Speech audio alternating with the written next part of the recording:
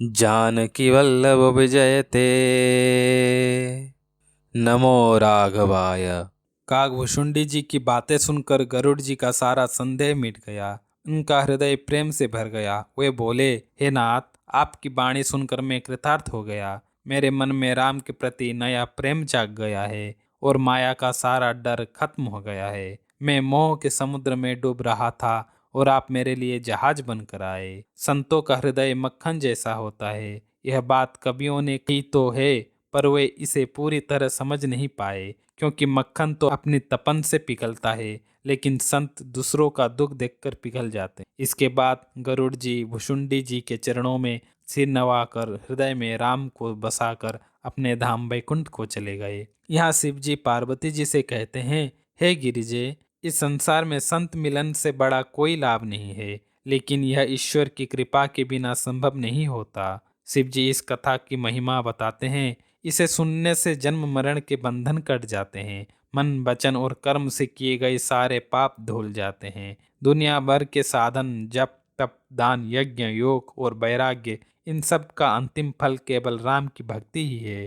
तुलसीदास जी बताते हैं कि जिनका मन राम के चरणों में लगा है, वही सबसे बड़ा ज्ञानी गुणी और दानी है। जो छल कपट छोड़कर राम का भजन करता है, वही सबसे चतुर और बुद्धिमान है। वह देश धन्य है जहाँ गंगा जी बहती हैं। वह राजा धन्य है जो न्याय करता है। वह ब्राह्मण धन्य है जो अपने धर्म पर टिका रहे। वह धन धन्य है जिसका उपयोग दान में हो। वह समय धन्य है जब सत्संग मिले, और वह जन्म धन्य है जिसमें ईश्वर के प्रति अटूट प्रेम हो। शिव जी कहते हैं कि वह कुल और परिवार धन्य है जिसमें राम का भक्त जन्म लेता है। वे माता पार्वती से कहते हैं कि मैंने यह गुप्त कथा तुम्हारी प्रीति देखकर तुम्हें सुनाई, पर इसे हर किसी को नहीं सुनाना चाहिए। जो हठी हो, धूर्त हो, जो भगवान की लीला को मन लगाकर न सुनता हो, और जो लोभी, क्रोधी या कामी हो, जो ब्राह्मणों से द्वेष रखता हो, उसे यह कथा कभी न सुनाए, चाहे वह राजा ही क्यों न हो।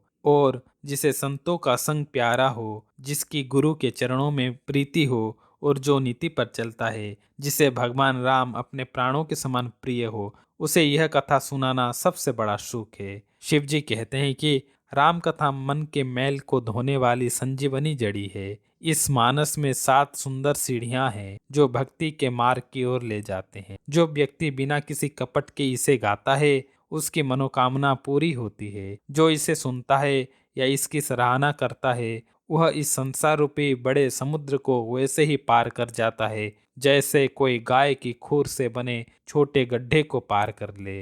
यह सुनकर पार्वती जी का सारा संदेह मिट गया और वे कृतार्थ होकर बोली, हे विश्वनाथ, आपकी कृपा से मेरा मोह दूर हो गया और मेरे हृदय में राम की अटूट भक्ति पैदा हो गई। यहाँ से गोस्वामी तुलसीदास जी स्वयं अपनी बात कहते हैं। वे कलयुग के लोगों को बड़ी व्यवहारिक सलाह देते हैं। इस कलयुग में योग यज्ञ तप या कठिन व्रत करना सबके बस की बात नहीं है। इसका सबसे सरल उपाय है राम का स्मरण करना, राम का गुण गाना और राम की कथा सुनना। तुलसीदास जी उदाहरण देते हैं कि श्री राम ने कैसे कैसे लोगों को तारा है। अजामिल जैसा पापी, गीत गच और गणिका, यहाँ तक कि वे जातियां और कबीले जिन्हें समाज में नीच समझा जाता है, वे भी केवल एक बार राम का नाम लेकर पवित्र हो गए। तुलसीदास जी कहते हैं, पूरे रामचरित्र की तो बात ही क्या, जो मनुष्य केवल 5-7 चौपाइयों को भी सुंदर मानकर अपने हृदय में धारण कर लेता है,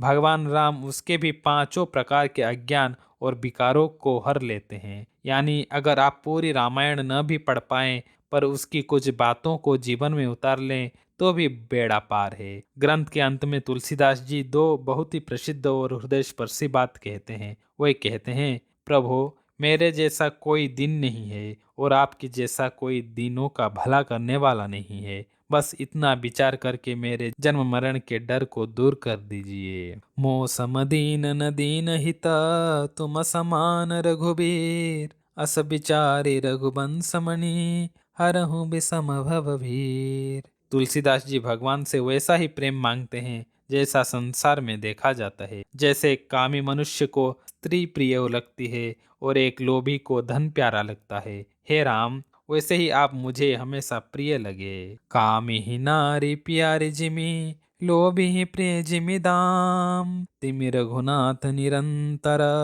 प्रिय लागो मोहि राम। अंत में तुलसीदास जी बताते हैं कि उन्होंने इस मानस को अपने मन के अंधकार को मिटाने के लिए हिंदी में लिखा। यह रामचरितमानस एक ऐसा मानसरोवर है जिसमें प्रेम का जल भरा है। जो इसमें भक्ति के साथ गोता लगाता है वह संसार की दुखों वाली धूप से कभी नहीं जलता। इति श्रीमद् रामचरितमानसे सप्तम सोपान समाप्त। कलयुग के पापों को नष्ट करने वाले रामचरितमानस का 7वां अध्याय यहाँ विश्राम होते हैं।